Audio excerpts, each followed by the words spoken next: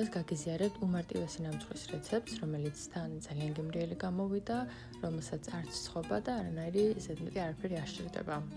გადავიდეთ კრემის მომზადებაზე. ამისათვის გამოვიყენე 200 გრამი კრემყველი, რომელსაც დავუმატე შესქელებული რძე, მიქსერით კარგად გადავურიე და მხოლოდ ამის შემდეგ დავუმატე მაღალპროცენტიანი ნაღები.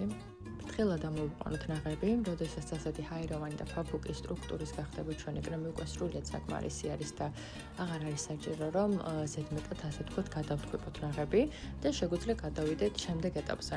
დაგვრჩება ღრმა ჭურჭელი, ნებისმიერი ორცხობილა, ასევე რძე და ჩვენს მიერ მომზადებული კრემი. ორცხობილა ამოვალოთ რძეში და ეს იქნება ჩვენი პირველი ფენა, შემდეგ უნდა მოვათავსოთ კრემი და ასე ვიმეორებთ იქამდე სანამ ჩვენი ჭურჭელი არ შეივსება. ბოლოს უნდა გადავიტანოთ მაცივარში მთელი ხამის მანძილზე. და დაგვრჩა ბოლო ეტაპი, ამისათვის გამოვიყენე 200 გრამი შოკოლადი, დავუმატე 60 გრამი ნაღები და შეგვიძლია გავადროთ 2 თვლის აბაზანაზე ან მიკროტალღურ ღუმელში, შეგიძლიათ ასეც დატოვოთ და ასეც მიირთვოთ, როგორც გნებავთ, თუმცა ვფიქრობ, რომ შოკოლადი უფრო მეტად მოუხდა, თან ასე ვთქვათ, დაფარა ეს ზედაპირი და უფრო ლამაზიც არის, ასე ვთქვათ და შეგვიძლია უკვე გადავიდეთ დაგემოვნებაზე.